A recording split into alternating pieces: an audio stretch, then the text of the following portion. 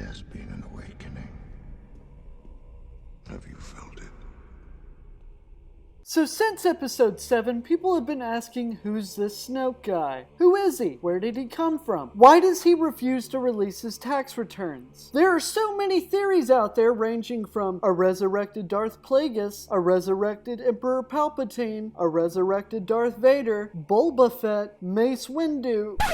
Mace Windu is Snoke. Really, people? Can you imagine how much Disney would get for whitewashing Samuel L. Jackson as Andy Serkis? So I'm sorry if you believe any of these crackpot theories, but they're all wrong. The answer to who Snoke is simple. He's a new character. I know that's not what some of you want to hear, and others are probably throwing things at your monitor right now saying no duh. But hear me out as I will elaborate with something I call the greater evil. Often works of sci-fi or fantasy deal with this. Not always, but most of the time. And often this greater evil is pulling the strings, so for argument's sake, I'll call this the puppet master theory.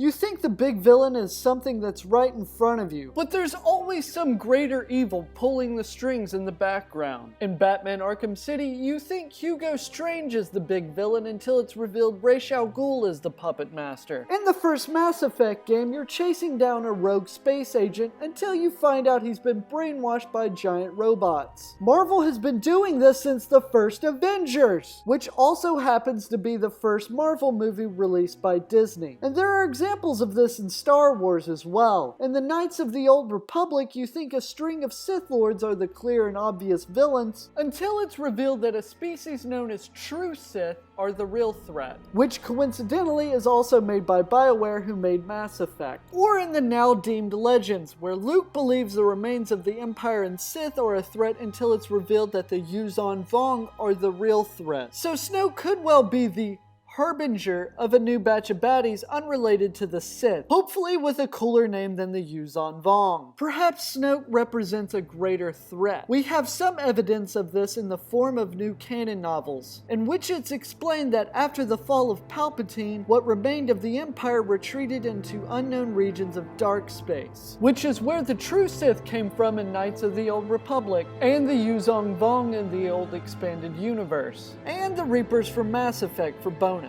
Perhaps this is where they discovered Snoke, or a new faction he represents. The point I'm trying to make with all these connections is that it's impossible to think Snoke will be revealed as an older character, but rather a new one altogether, and in fact may not even be the real threat. We are in the business of making money, sequels, aren't we? The same goes with Rey's parents, which coincidentally and uncreatively is a similar list to who Snoke is. We have a Luke Skywalker, a Palpatine's daughter, a reincarnated Darth Vader, and Boba Fett. Her parents are going to be revealed as new characters too. And before you say the saga films are the story of the Skywalkers, don't forget we still have Ben Solo, who is going to be redeemed in the sequels. Just because you kill off an aging Harrison Ford does not make you irredeemable. And it can kill 10-year-olds, for crying out loud. I'm calling all of this now, unless I'm wrong, in which case I might delete this video. So there you have it. Why all Snoke theories are wrong. Did you like this video? Let me know in the comments. And be sure to like and subscribe, and may the Force be with you.